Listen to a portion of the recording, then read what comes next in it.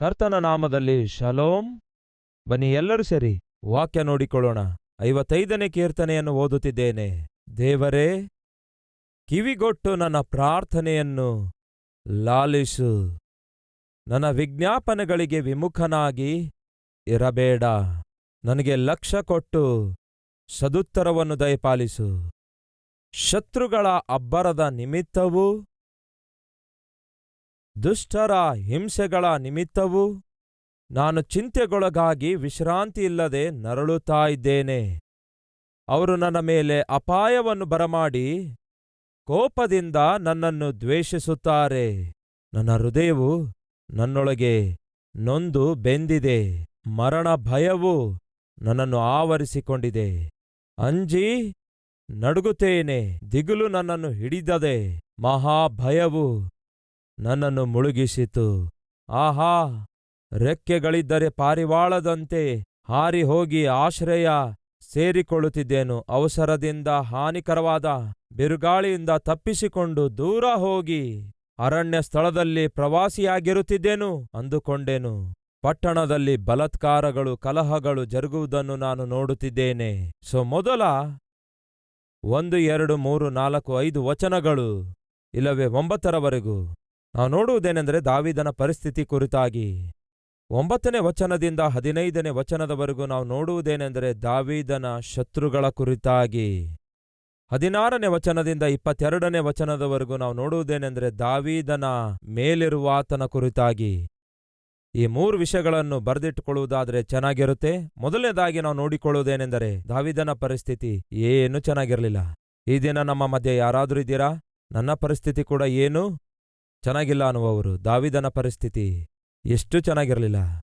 ಸಾಧಾರಣವಾಗಿ ಕೀರ್ತನೆಯನ್ನು ನಾವು ಓದುತ್ತಿರುವಾಗ ಇಲ್ಲವೇ ಧ್ಯಾನಿಸುತ್ತಿರುವಾಗ ಆ ಕೀರ್ತನೆಗಳ ಹಿಂದೆ ಜರುಗಿರುವ ಸಂಘಟನೆ ಏನೆಂದು ತಿಳಿದುಕೊಳ್ಳುವುದಾದರೆ ಆ ಕೀರ್ತನೆ ನಮಗೆ ಮತ್ತಷ್ಟು ಅರ್ಥಗರ್ಭಿತವಾಗಿರುತ್ತೆ, ಅದ್ಭುತವಾಗಿ ನಮಗೆ ಅರ್ಥವಾಗುತ್ತೆ. ಮುಂಚೆ 54ನೇ ಕೀರ್ತನೆ ನೋಡಿಕೊಂಡಾಗ ಸೌಲನು ದಾವೀದನನ್ನು ಬೆನ್ನಟ್ಟಿ ಕೊಲ್ಲಬೇಕೆಂದು ಪ್ರಯತ್ನಿಸುತ್ತಿರುವಾಗ ದಾವೀದನು ಜೀಫ್ ಎನ್ನುವಂತಹ ಆ ಪ್ರಾಂತ್ಯದಲ್ಲಿ ಅಡಗಿಕೊಂಡಿರುವಾಗ ಅಲ್ಲಿರುವಂತಹ ಜೀಫ್ಯರು ಸೌಲನ ಬಳಿಗೆ ಬಂದು, ದಾವೀದನು ನಮ್ಮ ಮಧ್ಯೆ ವಾಸಿಸುತ್ತಿದ್ದಾನೆ, ಹಾಗಾಗಿ ದಾವೀದನನ್ನು ನಾವು ನಿನ್ನ ಕೈಗೆ ಒಪ್ಪಿಸಿಕೊಡ್ತೇವೆ ಎಂದು ಆ ರೀತಿ ಅವರು ನಂಬಿಕೆಗೆ ದ್ರೋಹ ಮಾಡಿದಾಗ ಆಗ ದಾವೀದನು ಬರೆದ ಕೀರ್ತನೆಯೇ 54ನೇ ಕೀರ್ತನೆಯಾಗಿದೆ. 54ನೇ ಕೀರ್ತನೆ ಬರೆದಾಗ ಮೇಲ್ಗಡೆ ಅದರ ಕಾರಣ ಕೂಡ ಇದೆ.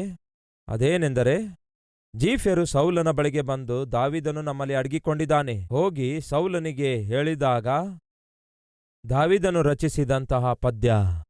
ಮೇಲ್ಗಡೆ ಸ್ಪಷ್ಟವಾಗಿ ಬರೆಯಲಾಗಿದೆ ಯಾವ ಸಮಯದಲ್ಲಿ ಎಂತಹ ಪರಿಸ್ಥಿತಿಯಲ್ಲಿ ದಾವೀದನು ಈ ಕೀರ್ತನೆ ಬರೆದನೆಂದು. ಆದರೆ 55ನೇ ಕೀರ್ತನೆಯಲ್ಲಿ ನಾವು ನೋಡುವುದಾದರೆ ಅಲ್ಲಿ ಎಂತಹ ಪರಿಸ್ಥಿತಿ ಹಾದು ಹೋಗುವಾಗ ಅವನು ಈ ಕೀರ್ತನೆ ಬರೆದನೆಂದು ವಿವರಿಸಲಿಲ್ಲ. ಆದರೆ ಆ ಕೀರ್ತನೆಯ ಹಿಂದೆ ಇರುವಂತಹ ಪರಿಸ್ಥಿತಿ ಏನೆಂದು ತಿಳ್ಕೊಳ್ಳುವುದಕ್ಕಾಗಿ ಆ ಕೀರ್ತನೆಯನ್ನು ಜಾಗ್ರತೆಯಿಂದ ಓದುವುದಾದರೆ ನಮಗೆ ಅರ್ಥವಾಗುತ್ತೆ. 9ನೇ ವಚನ 9, 10 ವಚನ ಓದುತ್ತಿದ್ದೇನೆ. ಪಟ್ಟಣದಲ್ಲಿ ಬಲಾತ್ಕಾರಗಳು ಕಲಹಗಳು ಜರುಗುವುದನ್ನು ನಾನು ನೋಡುತ್ತಿದ್ದೇನೆ. ಕರ್ತನೇ, ಅಂತಹ ಕೆಲಸ ಮಾಡುವವರನ್ನು ನಿರ್ಮೂಲ ಮಾಡು, ಅವರ ನಾಲಿಗೆಗಳನ್ನು ಛೇದಿಸು. ರಾತ್ರಿ ಹಗಲು ಅವರು ಪಟ್ಟಣದ ಪೌಳಿ ಗೋಡೆಯ ಮೇಲೆ ತಿರುಗಾಡುತ್ತಿದ್ದಾರೆ. ಊರೊಳಗಡೆ ಪಾಪ ಕೇಡು ತೊಂದರೆಗಳು ಜರುಗುತ್ತಿವೆ, ಅದರೊಳಗೆ ನಾಶನ ಕ್ರಿಯೆಗಳು ಜರುಗುತ್ತಿವೆ. ವಂಚನೆಗಳು ಕಪಟಗಳು ಅದರ ಅಂಗಳದ ಬೀದಿಗಳಲ್ಲಿ ಜರುಗುತ್ತಾ ಇವೆ. ನನ್ನನ್ನು ದೂಷಿಸುವವನು ನನ್ನ ಶತ್ರುವಲ್ಲ. ಒಂದು ವೇಳೆ ಶತ್ರು ಆಗಿದ್ದರೆ ಅದನ್ನು ಸಹಿಸಿಕೊಳ್ಳುತ್ತಿದ್ದೆ. ನನ್ನ ಮೇಲೆ ಹೊಟ್ಟೆಕಿಚ್ಚುಪಟ್ಟು ಪ್ರತಿಕಾರ ತೀರಿಸಿಕೊಳ್ಳುವವನೂ ಅಲ್ಲ. ಹಾಗೆ ಇದ್ದಿದ್ದೇ ಆದರೆ ಅಡಗಿಕೊಂಡೆನು. ನಾನು ಏನೇ ಕೆಲಸ ಮಾಡಿದರೂ ನೀನು ನನ್ನ ಸಹಕಾರಿಯಾಗಿದ್ದಿ, ನನಗೆ ಸ್ವಕೀಯನೂ ನನ್ನ ಮಿತ್ರನೂ ಆಗಿದ್ದಿ. ನಾವು ಪರಸ್ಪರವಾಗಿ ರಸಭರಿತ ಸಂಭಾಷಣೆ ಮಾಡುತ್ತಾ ಭಕ್ತ ಸಮೂಹದೊಡನೆ ದೇವಾಲಯಕ್ಕೆ ಹೋಗುತ್ತೇವಲ್ಲ. ಈ ಕೀರ್ತನೆಯನ್ನು ಓದುತ್ತಾ ಇರುವಾಗ ಅರ್ಥವಾಗುವುದೇನೆಂದರೆ ದಾವೀದನು ಒಂದು ಭಯಂಕರವಾದ ವಿಪತ್ಕರವಾದ ಅಪಾಯದಲ್ಲಿ ಬಿದ್ದಿದ್ದಾನೆ. ಆ ಅಪಾಯಕ್ಕೆ ಪ್ರಧಾನ ಕಾರಣವೇನೆಂದರೆ ಅವನು ಬಹಳವಾಗಿ ನಂಬಿರುವಂತಹ ಯಾರೋ ಒಬ್ಬ ವ್ಯಕ್ತಿ ಮೂಲಕ ಈ ಅಪಾಯಕ್ಕೊಳಗಾಗ್ತಾನೆ. ನನ್ನ ವಿರುದ್ಧ ನೀನು ಎದ್ದೇಳ್ತಾ ಇದೆಯಾ, ಆದರೆ ನಿಜವಾಗ್ಲೂ ನನ್ನ ಶತ್ರು ನೀನಲ್ಲ. ನನ್ನ ಶತ್ರು ಆಗಿರುವುದಾದರೆ ನಾನು ಅಡಗಿಕೊಳ್ಳುತ್ತಿದ್ದೆ. ನಾವಿಬ್ಬರು ಸೇರಿ ಊಟ ಮಾಡಿದೆವು, ನಾವಿಬ್ಬರು ಸೇರಿ ದೇವಾಲಯಕ್ಕೂ ಹೋಗಿದೆವು, ನಾವಿಬ್ಬರು ಸೇರಿ ಉತ್ಸಾಹದಲ್ಲಿಯೂ ಪಾಲ್ಗೊಂಡೆವು. ನೀನು ನನ್ನ ಸ್ವಕೀಯನು, ನನ್ನೊಂದಿಗಿದ್ದವನಾಗಿದ್ದಿ ಎಂದು ದಾವೀದನು ಹೀಗೆ ಪ್ರಸ್ತಾವಿಸುತ್ತಿರುವುದಾದರೆ ತಾನು ಬಹಳವಾಗಿ ನಂಬಿರುವಂತಹ ಅವನ ನಂಬಿಗಸ್ತನ್ಯಾರೋ ಅವನಿಗೆ ದ್ರೋಹ ಮಾಡಿದಾರೆಂದರ್ಥ. ಆ ದ್ರೋಹದ ನಿಮಿತ್ತ ಅವನ ಪ್ರಾಣಾಪಾಯಕ್ಕೊಳಗಾಯ್ತು. ಈ ದಿನ ನಮ್ಮ ಮಧ್ಯೆ ಯಾರಾದರೂ ಇದ್ದೀರಾ? ನಾನು ನಂಬಿರುವಂತಹ ವ್ಯಕ್ತಿಯ ಮೂಲಕ ಈ ದಿನ ನನ್ನ ಪ್ರಾಣಾಪಾಯಕ್ಕೊಳಗಾಯ್ತು. ನಾನು ನಂಬಿರುವಂತಹ ಒಬ್ಬ ವ್ಯಕ್ತಿಯ ಮೂಲಕ ಈ ದಿನ ನನ್ನ ಜೀವಿತ ಆರ್ಥಿಕ ಸಮಸ್ಯೆಗೊಳಗಾಯಿತು. ನಾನು ನಂಬಿರುವ ಒಬ್ಬ ವ್ಯಕ್ತಿಯ ಮೂಲಕ ನನ್ನ ಕುಟುಂಬದಲ್ಲಿನ ಸಮಾಧಾನ ಹೊರಟೋಯ್ತು. ನಾನು ನಂಬಿರುವ ಒಬ್ಬ ವ್ಯಕ್ತಿಯ ಮೂಲಕ ನನ್ನ ಉದ್ಯೋಗದಲ್ಲಿ ಸಮಸ್ಯೆ ಬಂದಿದೆ. ಯಾರನ್ನು ನಾನು ನಂಬಿದೇನೋ ಆ ವ್ಯಕ್ತಿಯ ಮೂಲಕವೇ ಈ ದಿನ ನನಗೆ ನೆಮ್ಮದಿಯಿಲ್ಲದಂತಾಯಿತು. ನನ್ನ ಹೃದಯಕ್ಕೆ ಗಾಯವಾಯಿತು. ನನಗೆ ದ್ರೋಹ ಜರುಗಿದೆ, ನಂಬುವಂತೆ ಮಾಡಿ ನನಗೆ ದ್ರೋಹ ಮಾಡಿದ್ದಾರೆ ಎಂದು ಹೇಳುವಂತಹ ಪರಿಸ್ಥಿತಿ ನೀವು ಹಾದು ಹೋಗ್ತಾ ಇದ್ದೀರಾ? ಹಾಗಾದರೆ ದಯವಿಟ್ಟು ಗಮನಿಸಿರಿ, ಆತ್ಮಿಕ ಯಾತ್ರೆಯಲ್ಲಿ ಇವು ಸಹಜ. ಸಾಧಾರಣವಾಗಿ ನಮಗೆ ಮೋಸ ಯಾವಾಗ ಜರುಗುತ್ತದೆ ಗೊತ್ತಾ? ನಾವು ನಂಬುವಾಗಲೇ ಜರುಗುತ್ತೆ. ನಾವು ನಂಬಲಾರದೇ ಇರುವವರ ಮುಖಾಂತರ ಮೋಸ ಜರುಗುವುದು ಅಸಾಧ್ಯ.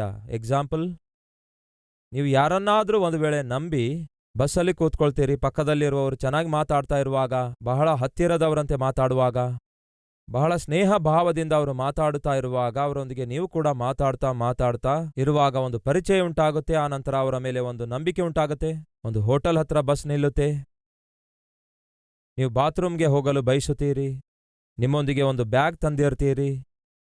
ಆಗ ನೀವು ಪಕ್ಕದಲ್ಲಿರುವ ವ್ಯಕ್ತಿಗೆ ನಂಬುವಾಗ ತಾನೇ, ಬ್ರದರ್ ನಾನು ಸ್ವಲ್ಪ ವಾಶ್ರೂಮ್ಗೆ ಹೋಗ್ಬರ್ತೇನೆ, ಬಾತ್ರೂಮ್ಗೆ ಹೋಗ್ಬರ್ತೇನೆ, ಸ್ವಲ್ಪ ಈ ಬ್ಯಾಗ್ ನೋಡ್ತಾ ಇರಿ ಎಂಬುದಾಗಿ ನೀವು ಯಾವಾಗ ಹೇಳ್ತೀರಿ ಹೇಳಿ? ಅವನನ್ನು ನಂಬಿದಾಗ ತಾನೇ, ಅವನನ್ನು ನಂಬಿದ ಮೇಲೆಯೇ ನೀವು ಬ್ಯಾಗ್ ಅವನ ಹತ್ರ ಇಟ್ಟು ಬಾತ್ರೂಮ್ಗೆ ಹೋಗ್ತೀರಿ. ತಿರುಗಿ ಬಂದು ನೋಡಿದ್ರೆ ಅವನೂ ಇರಲ್ಲ, ಬ್ಯಾಗೂ ಇರಲ್ಲ. ಹಾಗಾದ್ರೆ ಏನ್ ಮಾಡಿದ ಹೇಳಿ? ಅವನು ನಂಬುವಂತೆ ಮಾಡಿದ, ಆನಂತರ ವಂಚಿಸಿದ. ಹತ್ತಿರದಲ್ಲಿ ಕೂತವನು ಏನೋ ಒಂಥರ ವಿಚಿತ್ರವಾಗಿ ಕಾಣಿಸ್ತಿದ್ದಾನೆ. ನೀವು ಬಸ್ ಹತ್ತಿದ ಸಮಯದಿಂದ ನೀವು ಗಮನಿಸುತ್ತಾ ಇದ್ರೆ ಅವನು ಸ್ವಲ್ಪ ವ್ಯತ್ಯಾಸವಾಗಿ ಕಾಣಿಸ್ತಾ ಇದ್ದ. ಅವನ ನೋಟವಾಗಲಿ ಅವನ ವರ್ತನೆಯಾಗಲಿ ಸ್ವಲ್ಪ ಅನುಮಾನ ಬರುವ ಹಾಗಿದೆ ಅಂದುಕೊಳ್ಳಿ.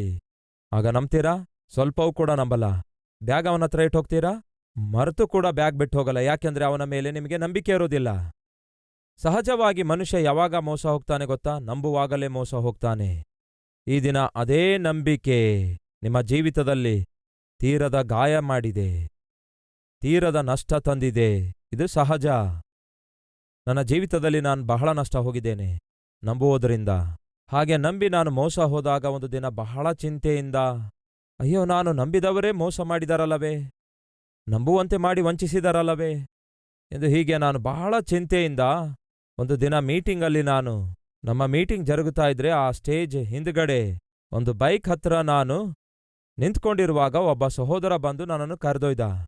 ಆಗ ನಾನು ಬಹಳ ಡಿಸ್ಟರ್ಬ್ ಆಗಿದ್ದೇನೆಂದು ನೋಡಿ ನನ್ನನ್ನು ಆ ಸಹೋದರ ಕರೆದುಕೊಂಡು ಹೋದ. ನನ್ನೊಂದಿಗೆ ಮಾತಾಡುವಾಗ ಸಡನ್ನಾಗಿ ಅವನೊಂದು ಮಾತು ಹೇಳಿದ. ಅವನು ಸ್ವಲ್ಪ ತೊದಳುತ್ತಾ ಮಾತಾಡ್ತಾನೆ. ಆಗ ಸಡನ್ನಾಗಿ ಒಂದು ಮಾತು ಹೇಳ್ದ, ಅಣ್ಣ. ಏನು ಅಂದೆ? ಎಲ್ಲರನ್ನೂ ಪ್ರೀತಿಸಬೇಕಣ್ಣ ಅಂದ. ಆಯ್ತು ಬಿಡು, ಹಾಗೆ ಮಾಡಿದ್ದಕ್ಕೆ ಈ ದಿನ ಕಷ್ಟಗಳನ್ನು ತಂದುಕೊಂಡೆ ಎಂದು ಮನಸ್ಸಲ್ಲಿ ಅಂದುಕೊಂಡು ಮತ್ತೆ ಅವನ ಮಾತು ಕೇಳ್ತಾ ಇದ್ದೆ.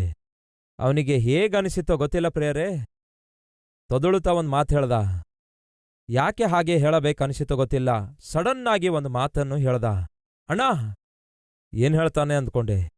ಯಾರನ್ನೂ ನಂಬಬಾರ್ದಣ್ಣ ಎಂದು ಹೇಳ್ದ. ಆ ಮಾತು ಕೇಳಿದ ಕೂಡಲೇ ಮತ್ತೆ ಹೇಳು ಅಂದೆ. ಯಾರನ್ನೂ ನಂಬಬಾರ್ದಣ್ಣ ಎಂದು ಹೇಳಿದಾಗ ಸ್ವಲ್ಪ ಹೊಸದಾಗನಿಸಿತು. 2 ವಿಷಯಗಳನ್ನು ಹೇಳಿದ. 1, ಎಲ್ಲರನ್ನೂ ಪ್ರೀತಿಸಬೇಕು, ಆದರೆ ಯಾರನ್ನು ಕೂಡ ನಂಬಬಾರ್ದಣ್ಣ. ಪ್ರಿಯ ಸಹೋದರ ಸಹೋದರಿಯರೇ, ಆ ದಿನ ನಾನು ಕೇಳಿದಂತಹ ಮಾತು ನನ್ನ ಜೀವಿತದಲ್ಲಿಯೇ ಬಹಳ, ನನ್ನ ಆಲೋಚನೆಯ ವಿಧಾನವಾಗಲಿ ಪ್ರೀತಿಸುವ ವಿಧಾನವಾಗಲಿ ಬಹಳಷ್ಟು ಪ್ರಭಾವ ಬೀರಿತು ಎಂದು ಹೇಳಬಲ್ಲೆ. ಪ್ರೀತಿ ಎಲ್ಲವನ್ನೂ ನಂಬುತ್ತೆ, ಅದರಲ್ಲಿ ಸಂದೇಹವೇ ಇಲ್ಲ. ಕುಗ್ಗಿ ಹೋಗಲು ಪ್ರಧಾನ ಕಾರಣ, ಕುಸಿದು ಬೀಳಲು ಪ್ರಧಾನ ಕಾರಣ, ಆರ್ಥಿಕವಾಗಿ ನಷ್ಟ ಹೋಗಲು ಪ್ರಧಾನ ಕಾರಣ, ಜೀವಿತದಲ್ಲಿ ಮೋಸ ಹೋಗಲು ಪ್ರಧಾನ ಕಾರಣ ಏನೆಂದು ಹೇಳ್ತೇನೆ ಕೇಳಿ. ಒಬ್ಬ ವ್ಯಕ್ತಿಯನ್ನು ನಾವು ಪ್ರೀತಿಸ್ತೇವೆ, ಪ್ರೀತಿಸಿದ ವ್ಯಕ್ತಿಯನ್ನು ನಾವು ನಂಬುತ್ತೇವೆ, ನಂಬಿದ ನಂತರವೇ ನಾವು ಮೋಸ ಹೋಗ್ತೇವೆ. ಆ ದಿನ ನಾನೊಂದು ತೀರ್ಮಾನ ತೆಗೆದುಕೊಂಡೆ, ಅದೇನೆಂದರೆ ನಾನು ಎಲ್ಲರನ್ನೂ ಪ್ರೀತಿಸ್ತೇನೆ, ಹಾಗೆಯೇ ಎಲ್ಲರನ್ನೂ ನಂಬುತ್ತೇನೆ. ಆದರೆ ನಾವು ಕೆಲವೊಂದು ಸಾರಿ ಆಯಾಸಗೊಂಡಾಗ ಯಾರಾದರೂ ಒಂದು ವೇಳೆ ನಮ್ಮ ಪಕ್ಕದಲ್ಲಿ ಕೂತರೆ, ನಾವು ಬಹಳವಾಗಿ ಪ್ರೀತಿಸುವವರು ಕೂತಿದ್ದಾರಂದ್ಕೊಳ್ಳಿ, ನಾವೇನ್ ಮಾಡ್ತೇವೆ ಹೇಳಿ, ಅವರಿಗೆ ಆದುಕೊಳ್ತೇವೆ. ನಮ್ಮ ಮಕ್ಕಳು ನಮ್ಮ ಮಡಿಲಲ್ಲಿದ್ದಾರೆ ಅಂದ್ಕೊಳ್ಳಿ, ಅವರೇನ್ ಮಾಡ್ತಾರೆ, ನಮ್ಮ ಮೇಲೆ ಆದುಕೊಂಡು ಪ್ರಶಾಂತವಾಗಿ ಮಲಗುತ್ತಾರೆ. ಯಾಕೆಂದರೆ ಅವರಿಗೆ ನಮ್ಮ ಮೇಲಿರುವ ಪ್ರೀತಿ ಅದು. ಆ ಪ್ರೀತಿ ಅವರಿಗೆ ಏನು ಹುಟ್ಟಿಸಿತು? ನಂಬಿಕೆ ಹುಟ್ಟಿಸಿತು. ಆ ನಂಬಿಕೆ ಅವರಿಗೆ ಏನನ್ನು ಕೊಟ್ಟಿತು? ನಂಬಿಕೆ ಕೊಟ್ಟಿತು, ನಿದ್ರೆಯನ್ನು ಕೂಡ ಬರಮಾಡಿತು. ಆದರೆ ದಯವಿಟ್ಟು ಕೇಳಿ, ಎಲ್ಲರೂ ತಂದೆಗಳಾಗಿರೋದಿಲ್ಲ, ಎಲ್ಲರೂ ತಾಯಿಯಾಗಿರೋದಿಲ್ಲ. ಆದರೆ ಕೆಲವರಿರ್ತಾರೆ, ಪ್ರೀತಿ ತೋರಿಸುವಂತೆ ತೋರಿಸ್ತಾರೆ, ನಂಬಿಸುವಂತೆ ಕಾಣಿಸಿಕೊಂಡು ನಂಬಿಸುತ್ತಾರೆ, ಆನಂತರ ಮೋಸ ಮಾಡ್ತಾರೆ. ಅಂತಹ ವ್ಯಕ್ತಿಯ ಮೇಲೆ ನೀವು ಪೂರ್ತಿಯಾಗಿ ಆದುಕೊಳ್ಳುವುದಾದರೆ ನೀವು ಕುಸಿದು ಬೀಳುತ್ತೀರಿ. ಹಾಗಾಗಿ ನನ್ನ ಅನುಭವಪೂರ್ವಕವಾದ ಸಲಹೆ ಏನೆಂದರೆ, ಯಾರನ್ನೇ ಆಗಲಿ ನೀವು ಪ್ರೀತಿಸುವುದಾದರೆ, ಯಾರನ್ನೇ ಆಗಲಿ ನೀವು ನಂಬುವುದಾದರೆ, ನಂಬಿದ ಆ ವ್ಯಕ್ತಿಯ ಮೇಲೆ ನೀವು ಆದುಕೊಳ್ಳುವಾಗ ಮರೆತೇನಾದರೂ ಆ ವ್ಯಕ್ತಿ ಪಕ್ಕಕ್ಕೆ ಸರಿದಿದ್ದಾನೆ ಅಂದ್ಕೊಳ್ಳಿ, ನೀವು ತಕ್ಷಣವೇ ಬಿದ್ದೋಗುವಷ್ಟರ ಮಟ್ಟಿಗೆ ನೀವು ಯಾರ ಮೇಲೆಯೂ ಆದುಕೊಳ್ಳಬಾರದು. ಅಂದರೆ ಅರ್ಥವೇನು? ನೀವು ಬಿದ್ದೋಗುವಷ್ಟು ನಂಬಬಾರದು. ಎಷ್ಟು ನಂಬಬೇಕೋ ಅಷ್ಟೇ ನಂಬಿರಿ. 20 ವರ್ಷಗಳ ಹಿಂದೆ ನಾನು ಕಲಿತುಕೊಂಡಿರುವ ಪಾಠ ಅದಾಗಿದೆ. ದಾವೀದನ ಪರಿಸ್ಥಿತಿ ಏನೂ ಚೆನ್ನಾಗಿಲ್ಲ. ಯಾಕೆ ಚೆನ್ನಾಗಿಲ್ಲವೆಂದರೆ, ಹೀಗೋ ಅವನು ಯಾರನ್ನು ನಂಬಿದನೋ ಹಾಗೆ ನಂಬಿದ ವ್ಯಕ್ತಿಯೇ ನಂಬಿಕೆಗೆ ದ್ರೋಹ ಮಾಡಿದ. ಪರಿಸ್ಥಿತಿಗಳು ತಲೆ ಕೆಳಗಾದವು. ತನಗಿರುವ ಸಿಂಹಾಸನವನ್ನು ದಾವೀದನು ಕಳೆದುಕೊಳ್ಳಬೇಕಾಯಿತು. ನಿನ್ನೆಯವರೆಗೂ ರಾಜ್ಯವನ್ನೇ ಪರಿಪಾಲಿಸಿದಂತಹ ದಾವೀದನು ಈ ದಿನ ರಾಜ್ಯವನ್ನು, ಸಿಂಹಾಸನವನ್ನು, ರಾಜ್ಯವನ್ನು ಬಿಟ್ಟು ಓಡಿ ಹೋಗಬೇಕಾಯಿತು. ಇದೆಲ್ಲದಕ್ಕೆ ಕಾರಣವೇನೆಂದರೆ ನಂಬಿಕೆಗೆ ದ್ರೋಹ. ಅವನ ಸುತ್ತಲಿರುವ ಪರಿಸ್ಥಿತಿಯನ್ನು ನೋಡ್ತಿರುವಾಗ, ಆ ಪರಿಸ್ಥಿತಿ ಕೈಜಾರಿ ಹೋಗುವಾಗ, ಆ ಪರಿಸ್ಥಿತಿಗಳೇನು ಸರಿಯಾಗಿಲ್ಲದಿರುವಾಗ ಅವನು ಮಾಡಿದ್ದೇನೆಂದರೆ ಆಕ್ರಂದನೆ. ಅಂದರೆ ಏನು? ಪ್ರಾರ್ಥನೆ ಮಾಡಿದ. ಈ ದಿನ ನಮ್ಮ ಮಧ್ಯೆ ಯಾರಾದರೂ ಇದ್ದೀರಾ? ನನ್ನ ಪರಿಸ್ಥಿತಿಗಳು ಕೂಡ ಏನು ಚೆನ್ನಾಗಿಲ್ಲ, ನನ್ನ ಕುಟುಂಬ ಪರಿಸ್ಥಿತಿ ಏನು ಚೆನ್ನಾಗಿಲ್ಲ, ನನ್ನ ಮಗನ ಪರಿಸ್ಥಿತಿ ಏನು ಚೆನ್ನಾಗಿಲ್ಲ, ನನ್ನ ಮಗಳ ಪರಿಸ್ಥಿತಿ ಏನು ಚೆನ್ನಾಗಿಲ್ಲ, ನನ್ನ ಆರ್ಥಿಕ ಪರಿಸ್ಥಿತಿ ಏನು ಚೆನ್ನಾಗಿಲ್ಲ, ನನ್ನ ಆರೋಗ್ಯ ಪರಿಸ್ಥಿತಿ ಏನು ಚೆನ್ನಾಗಿಲ್ಲ, ನನ್ನ ಉದ್ಯೋಗದಲ್ಲಿರುವ ಪರಿಸ್ಥಿತಿಗಳೇನು ಚೆನ್ನಾಗಿಲ್ಲ. ಈ ದಿನ ನೀವು ದೇವರ ವಾಕ್ಯ ಕೇಳ್ತಾ ಇದ್ದೀರಿ, ಆದರೆ ಯಾವುದೋ ಒಂದು ಚೆನ್ನಾಗಿಲ್ಲ, ಅದೇ ವಾಸ್ತವ. ಯಾವುದು ಚೆನ್ನಾಗಿಲ್ಲವೆಂದು ನಿಮಗೆ ಸರಿಯಾಗಿ ಗೊತ್ತು. ಆದರೆ ಎಲ್ಲಾ ಪರಿಸ್ಥಿತಿಗಳನ್ನು ಬದಲಾಯಿಸುವಾತನು ನನಗೆ ಗೊತ್ತು. ಆತನ ಹೆಸರು ಕರ್ತನಾದ ಯೇಸು ಕ್ರಿಸ್ತನು. ಪರಿಸ್ಥಿತಿಗಳು ಸರಿಯಾಗಿಲ್ಲದಿರುವಾಗ, ಪರಿಸ್ಥಿತಿಗಳು ತಲೆ ಕೆಳಗಾಗುವಾಗ ದಾವೀದನು ಆಕ್ರಂದನೆಗೊಳಗಾಗುತ್ತಾನೆ. ಅವನ ಸುತ್ತಲೂ ನೋಡುವಾಗ ಎಲ್ಲವೂ ಅಸ್ತವ್ಯಸ್ತವಾಗಿತ್ತು. ಅಂತಹ ಸ್ಥಿತಿಯಲ್ಲಿ ಅವನು ಮಾಡಿದ್ದೇನೆಂದರೆ ಪ್ರಾರ್ಥನೆ. ನಮ್ಮ ಸುತ್ತಲಿರುವ ಪರಿಸ್ಥಿತಿಗಳು ನಮಗೇನ್ ಮಾಡುತ್ತವೆ ಗೊತ್ತಾ? ದೇವರ ಕಡೆಗೆ ನಡೆಸುತ್ತವೆ. ನಿಮಗೊಂದು ವಿಷಯ ಗೊತ್ತಾ? ಮೇಘಗಳು ಬರ್ತಾ ಇವೆ ಅಂದ್ಕೊಳ್ಳಿ, ಕತ್ತಲೆಯಿಂದ ಕೂಡಿರುವಂತಹ ಕಾರ್ಮೋಡಗಳು ಬರ್ತಿವೆ ಅಂದ್ಕೊಳ್ಳಿ, ಆವರಿಸಿಕೊಳ್ತಿವೆ ಅಂದ್ಕೊಳ್ಳಿ. ಹದ್ದುಗಳು ಆ ಕಾರ್ಮೋಡ ನೋಡಿ ಏನ್ ಮಾಡುತ್ತವೆ ಗೊತ್ತಾ? ಸೂರ್ಯನ ಕಡೆಗೆ ಹಾರುವ ಪ್ರಯತ್ನ ಮಾಡ್ತವೆ. ಯಾವಾಗ ಕತ್ತಲೆಯಿಂದಿರುವ ಮೋಡ ಹದ್ದು ನೋಡುತ್ತೋ ಅದಕ್ಕೆ ಅರ್ಥವಾಗುತ್ತೆ ಈಗ ಮಳೆ ಬರಲಿಕ್ಕಿದೆ ಎಂದು. ಅದಕ್ಕಾಗಿಯೇ ಆ ಹದ್ದು ಮಾಡುವುದೇನೆಂದರೆ, ಯಾವ ಕಡೆ ಸೂರ್ಯವಿರುತ್ತಾನೋ ಆ ಕಡೆಗೆ ಹಾರುವ ಪ್ರಯತ್ನ ಮಾಡುತ್ತೆ. ಈ ದಿನ ಒಂದು ವೇಳೆ ನಿಮಗೆ ಕಾರ್ಮೋಡಗಳು ಕವಿಯುತ್ತಾ ಇರುವುದಾದರೆ, ಕಾರ್ಗತ್ತಲು ನಿಮ್ಮನ್ನು ಆವರಿಸಿಕೊಳ್ಳುತ್ತಿರುವುದಾದರೆ, ಸಹೋದರ ಸಹೋದರಿಯರೇ ದಯವಿಟ್ಟು ಕೇಳಿ, ಅವು ನಿಮ್ಮನ್ನು ದೇವರ ನಿಕಟತೆಯಲ್ಲಿ ಸೇರಿಸುವುದಕ್ಕಾಗಿಯೇ ಅವು ಅನುಮತಿಸಲ್ಪಟ್ಟಿವೆಯೇ ಹೊರತು ನಿಮಗೆ ಹಾನಿ ಮಾಡುವುದಕ್ಕಾಗಿ ಮಾತ್ರ ಅಲ್ಲವೇ ಅಲ್ಲ. ಇದು ಆತ್ಮಿಕ ಜೀವಿತದಲ್ಲಿ ವಾಸ್ತವ.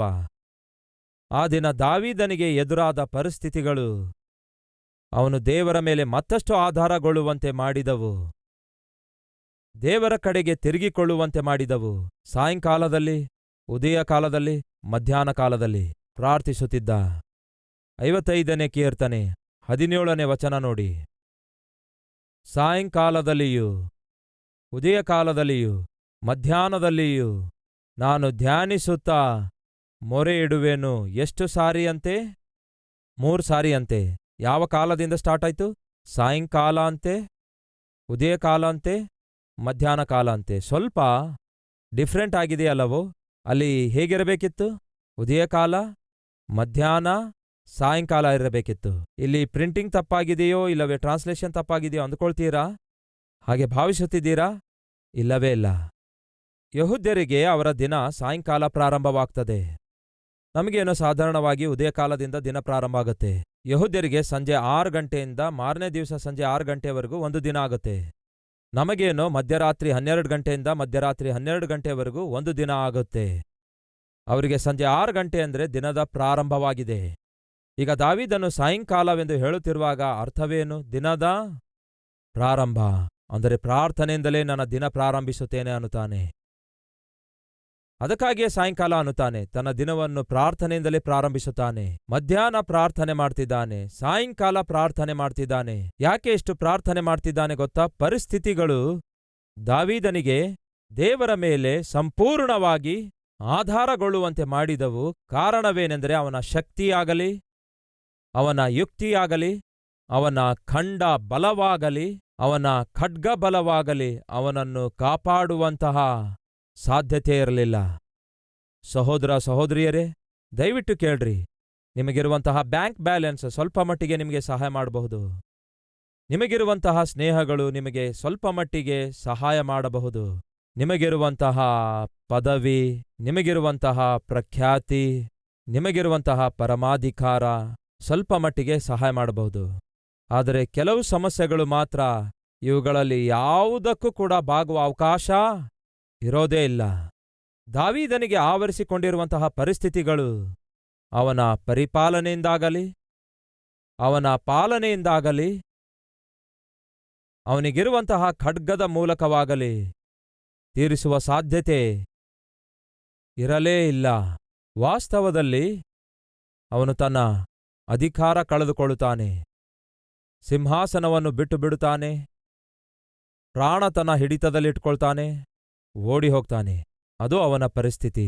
ಈ ಕೀರ್ತನೆ ಬರೆದಾಗ ದಾವೀದನ ನಿಜವಾಗಲೂ ಇದರ ಹಿಂದೆ ಇರುವ ಕತೆ ಏನೆಂದರೆ 2ನೇ ಸಾಮುವೇಲ ಪುಸ್ತಕ 15ನೇ ಅಧ್ಯಾಯ, 16ನೇ ಅಧ್ಯಾಯ, 17ನೇ ಅಧ್ಯಾಯ. ಈ 3 ಅಧ್ಯಾಯಗಳಲ್ಲಿ ಜರುಗುತ್ತಿರುವಂತಹ ಸಂಘಟನೆ ಈ 55ನೇ ಕೀರ್ತನೆ ಹಿಂದೆ ಇರುವಂತಹ ಪರಿಸ್ಥಿತಿಯಾಗಿದೆ. ಸುಲಭವಾಗಿ ನಿಮ್ಗೆ ಅರ್ಥ ಆಗುವಂತೆ ಹೇಳ್ತೇನೆ ಕೇಳಿ. ದಾವೀದನು ಪರಿಪಾಲನೆ ಮಾಡುವಾಗ ಆಕಸ್ಮಿಕವಾಗಿ ಅವನು ಊಹಿಸಲಾರದಂತಹ ಶತ್ರು ದಾಳಿ ಮಾಡಲು ಬರ್ತಾನೆ. ಅವನು ಯಾರೆಂದರೆ ದಾವೀದನು ಬಹಳವಾಗಿ ಪ್ರೀತಿಸಿದಂತಹ ತನ್ನ ಸ್ವಂತ ಮಗನಾದ ಅಬ್ಷಾಲೋಮನು. ತಾನು ಬಹಳವಾಗಿ ಪ್ರೀತಿಸಿದ ತನ್ನ ಮಗನಾದ ಅಬ್ಷಾಲೋಮನೇ ದಾವೀದನಿಗೆ ಎದುರು ತಿರುಗಿ ಬಿದ್ದಾಗ, ದಾವೀದನಿಗೆ ಕೊಲ್ಲಬೇಕೆಂದು ಪ್ರಯತ್ನಿಸುವಾಗ ನಿಸ್ಸಹಾಯ ಸ್ಥಿತಿಗೆ ಸೇರುತ್ತಾನೆ. ತನ್ನ ಖಡ್ಗದಿಂದ ತನ್ನ ಮಗನನ್ನು ಕೊಂದು ಹಾಕ್ಲಿಕ್ಕಾಗುತ್ತಾ? ಆಗೋದಿಲ್ಲ. ಇಲ್ಲವೇ ಸೈನ್ಯಾಧಿಪತಿಗೆ ಏನಾದರೂ ಅಪ್ಪಣೆ ಕೊಟ್ಟು ನನ್ನ ಮಗನಿಗೆ ನನ್ನ ಕೈಯಾರೆ ಕೊಂದು ಹಾಕುವುದಿಲ್ಲ, ಆದರೆ ಕನಿಷ್ಠ ನೀನಾದರೂ ಹೋಗಿ ಅವನನ್ನು ಕೊಂದುಹಾಕಿ ನನಗೆ ಸಹಾಯ ಮಾಡಿರಿ ಎಂದು ಹೇಳಬಲ್ಲನು? ಹೇಳಲಿಕ್ಕಾಗಲ್ಲ. ಅವನ ಬುದ್ಧಿವಂತಿಕೆ ತಿಳುವಳಿಕೆ ಏನಾದರೂ ಅವನ ಸಿಂಹಾಸನ ಕಾಪಾಡ್ಲಿಕ್ಕಾಗುತ್ತಾ? ಆಗೋದಿಲ್ಲ. ಈಗ ಸ್ವಂತ ಮಗನೇ ಕತ್ತಿ ಹಿಡ್ಕೊಂಡು ದಾವೀದನನ್ನು ಕೊಲ್ಲಲು ಬರುವಾಗ ಅವನು ಮಾಡುವಂಥದ್ದು ಒಂದೇ ಒಂದು ಕೆಲಸ. ಅವನು ಏನೇ ಮಾಡಬಹುದಾಗಿತ್ತು, ಆದರೆ ಏನೂ ಮಾಡ್ಲಿಕ್ಕಾಗಲಾರದಂತಹ ಪರಿಸ್ಥಿತಿಗೊಳಗಾಗಿ ಅವನು ಸುಮ್ಮನೆ ಕೈ ಕಟ್ಕೊಂಡು ಕೂತ್ಕೊಳ್ಬೇಕಾಯ್ತು. ಇದೆಲ್ಲದಕ್ಕೆ ಕಾರಣವೇನೆಂದರೆ ಅವನು ಬಹಳವಾಗಿ ನಂಬಿರುವಂತಹ ತನ್ನ ಮಂತ್ರಿಯಾದ ಅಹಿತೋಫೇಲನು ಅವನನ್ನು ಬಿಟ್ಟು ಬಿಟ್ಟು ದಾವೀದನಿಗೆ ಶತ್ರು ಆಗಿರುವಂತಹ ಅಬ್ಷಾಲೋಮನ ಸಂಗಡ ಸೇರಿ ದಾವೀದನ ಕುರಿತು ಪೂರ್ತಿಯಾಗಿ ಅಹಿತೋಫೇಲನಿಗೆ ಗೊತ್ತಿತ್ತು. ಹಾಗಾಗಿ ದಾವೀದನನ್ನು ಹೇಗೆ ಕೊಲ್ಲಬಹುದೆಂದು, ದಾವೀದನು ಎಲ್ಲಿ ಯಾವಾಗ ಇರುತ್ತಾನೆಂದು, ದಾವೀದನ ಬಲ ಏನೆಂದು, ದಾವೀದನ ಬಲಹೀನತೆ ಏನೆಂದು ಸಮಸ್ತವೂ ಅರಿತಿರುವಂತಹ ದಾವೀದನ ಮಂತ್ರಿ ಅಹಿತೋಫೇಲನಾಗಿದ್ದನು. ದಾವೀದನಿಗೇನಾದರೂ ಒಂದು ವೇಳೆ ಸಲಹೆ ಬೇಕಾದಾಗ ದಾವೀದನು ಅಹಿತೋಫೇಲನಿಗೆ ಕೇಳ್ತಾ ಇದ್ದನು. ಅಹಿತೋಫೇಲನು ಕೊಡುವ ಸಲಹೆ ಏನೇ ಆಗಿದ್ರೂ ಕೂಡ ಅದು ದೇವರ ಬಳಿಯಿಂದ ಬಂದಿರುವಂತಹ ಸಲಹೆಯಾಗಿದೆ ಎಂದು ದಾವೀದನು ಆ ದಿನ ಭಾವಿಸುತ್ತಿದ್ದನು.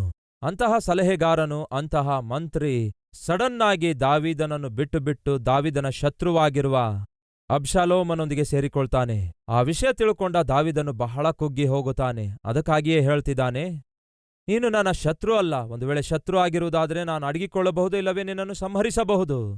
ಯಾರು ನೀನು? ಏನ್ ಹೇಳ್ತಾನೆ ನೋಡಿ, ಈ ಕೆಲಸ ಮಾಡಿದ ನೀನು ನನ್ನ ಸಹಕಾರಿಯಾಗಿದ್ದೆ. ನನ್ನನ್ನು ದೂಷಿಸುವವನು ನನ್ನ ಶತ್ರುವಲ್ಲ. ಶತ್ರು ಆಗಿದ್ದೆ ಆದರೆ ಅದನ್ನು ನಾನು ಸಹಿಸಿಕೊಳ್ತಿದ್ದೆ, ಇಲ್ಲವೇ ನನ್ನ ಮೇಲೆ ಹೊಟ್ಟೆ ಕಿಚ್ಚುಪಟ್ಟು ಪ್ರತಿಕಾರ ಬೆಳೆಸಿಕೊಂಡವನೂ ಅಲ್ಲ. ಹಾಗಿದ್ದಿದ್ದೇ ಆದರೆ ಅಡಗಿಕೊಳ್ಳುತ್ತಿದ್ದೇನು, ಆದರೆ ಅವನು ಸ್ವಂತ ಮಗನಾಗಿದ್ದನು. ಇಂಥ ಕೆಲಸ ಮಾಡಿದ ನೀನು ನನ್ನ ಸಹಕಾರಿಯಾಗಿದ್ದೆ. ಅವನೇ ಸಲಹೆಗಾರನಾದ ಅಹೀತೋಫೆಲನಾಗಿದ್ದನು. ನನ್ನ ಸ್ವಕೀಯನೇ ನೀನು, ನನ್ನ ಪರಿಚಯಿಸ್ತಾನೆ ನೀನು. ನನ್ನೊಂದಿಗೆ ಇದ್ದವನಾಗಿದ್ದೆ, ನನಗೆ ಪರಿಚಯಿಸ್ತಾನೆ. ನಾವು ಪರಸ್ಪರ ರಸಭರಿತ ಸಂಭಾಷಣೆ ಮಾಡಿದವರಾಗಿದ್ದೆವು. ಒಟ್ಟುಗೂಡಿ ಮಾತಾಡಿದ್ದೇವೆ, ಒಟ್ಟುಗೂಡಿ ಊಟ ಮಾಡಿದ್ದೇವೆ, ಒಟ್ಟುಗೂಡಿ ಪ್ರಣಾಳಿಕೆಯನ್ನು ರಚಿಸಿದ್ದೇವೆ. ನೀನು ನನಗೆ ಪರಿಚಯ ಆದವನಾಗಿದ್ದಿ. ಮುಂದೆ ಹೇಳ್ತಾನೆ ನೋಡಿ, ಭಕ್ತ ಸಮೂಹದೊಡನೆ ದೇವರ ಆಲಯಕ್ಕೆ ಹೋಗಿದ್ದೇವಲ್ಲ. ಇದು ದಾವೀದನು ಹೊಂದಿಕೊಂಡಿರುವ ಪರಿಸ್ಥಿತಿಯಾಗಿದೆ. ದಾವೀದನು ಹೊಂದಿಕೊಂಡಿರುವ ಪರಿಸ್ಥಿತಿಯ ನಿಮಿತ್ತ ದಾವೀದನು ಮಾಡಿದ್ದೇನೆಂದರೆ ಆಕ್ರಂದನೆಗೊಳಗಾಗ್ತಾನೆ. ಅಂದರೆ ದೇವರ ಸನ್ನಿಧಿಗೆ ಹೋಗಿ ಅವನ ಮನಸ್ಸಲ್ಲಿರುವ ಆಕ್ರಂದನೆಯನ್ನೆಲ್ಲ ದೇವರಿಗೆ ಹಂಚಿಕೊಳ್ತಾನೆ. ಈ ದಿನ ಪರಿಸ್ಥಿತಿ ಸರಿಯಾಗಿಲ್ಲ ಎಂದು ಹೇಳ್ತಿರುವ ಸಹೋದರ, ಸಹೋದರಿ, ನಾನು ಯಾರನ್ನು ನಂಬಿದೇನೋ ನಂಬಿದವರೇ ನನ್ನನ್ನು ವಂಚಿಸಿದ್ದಾರೆ. ನಾನು ನಂಬಿದವರೇ ನನಗೆ ಮೋಸ ಮಾಡಿದ್ದಾರೆ. ನಾನು ನಂಬಿದವರೇ ನನ್ನ ಜೀವಿತದಲ್ಲಿ ಈ ಕಷ್ಟಕ್ಕೆ, ಈ ಅವಮಾನಕ್ಕೆ, ಈ ಆರ್ಥಿಕ ತೊಂದರೆಗೆ, ನನ್ನ ಎಲ್ಲಾ ಸಮಸ್ಯೆಗಳಿಗೆ ಕಾರಣಕರ್ತರಾಗಿದ್ದಾರೆ ಎಂದು ನೀವು ಭಾವಿಸುತ್ತಿರುವುದಾದರೆ ನೀವು ಮಾಡಬೇಕಾದದೇನು? ಪ್ರಾರ್ಥನೆ.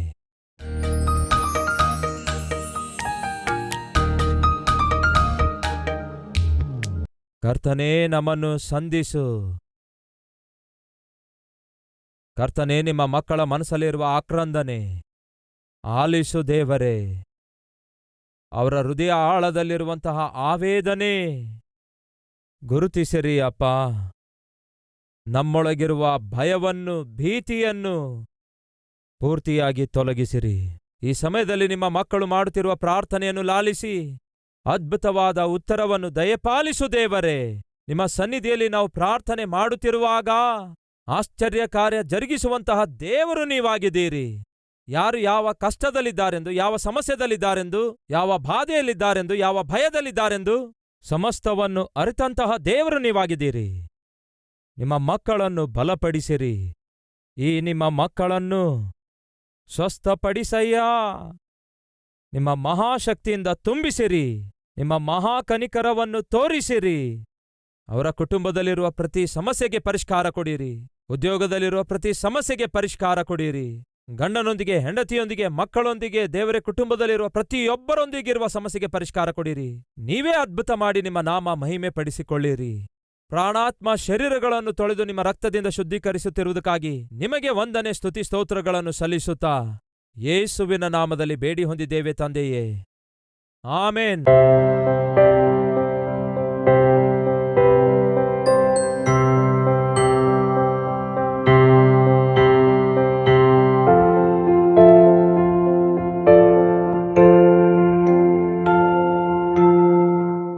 ನಮ್ಮ ವಿಳಾಸ Calvary, post box number 30, Kukatpally, Hyderabad 72.